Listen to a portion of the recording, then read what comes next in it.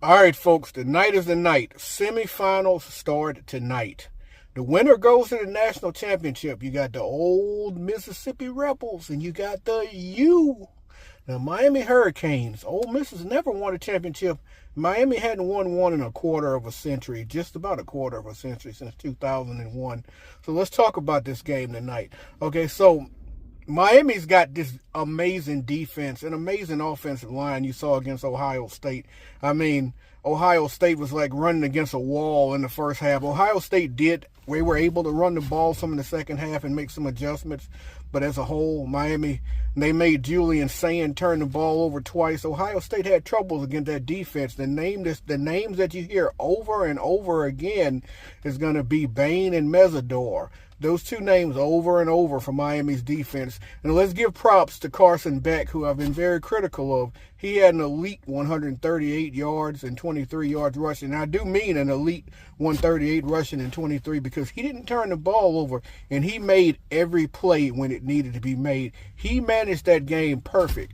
I want to give Carson Beck props for that. I'm not being sarcastic. He managed that game perfect, and he needs to do it again. So, Ole Miss coming into this game, offensive explosion. Looked like they were going to lose to Georgia again, and they came back and took the game behind quarterback Shambliss.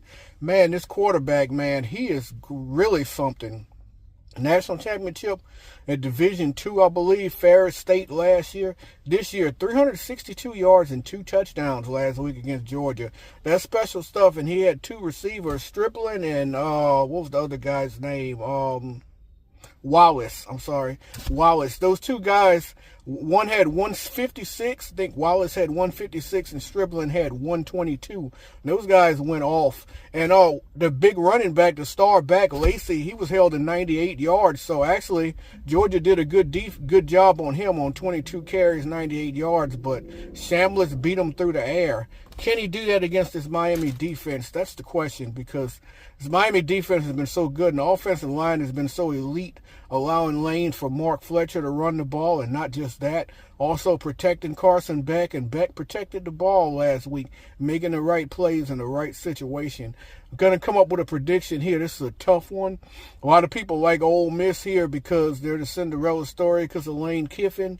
Also, a lot of people excited about the U being back, and, I'm going to go with the U. I like the Miami Hurricanes. They're a 3-point favorite. I think this could be a 3-point game. So, barring a push, I think Miami wins this game by 4 to 7 points. Give me the Canes in this game. Going to be a really good football game tonight, folks.